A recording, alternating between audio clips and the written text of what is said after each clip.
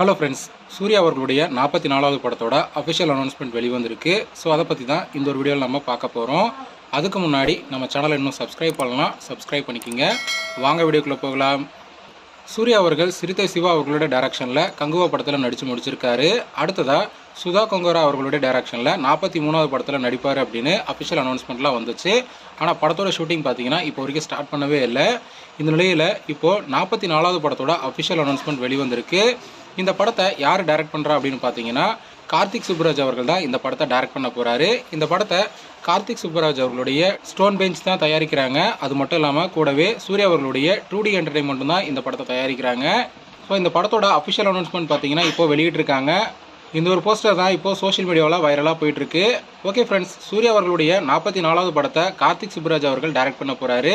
So யாரெல்லாம் இந்த ஒரு படத்துக்காக வெயிட் பண்ணுறீங்க அப்படிங்கிறத கமெண்ட்டில் சொல்லுங்கள்.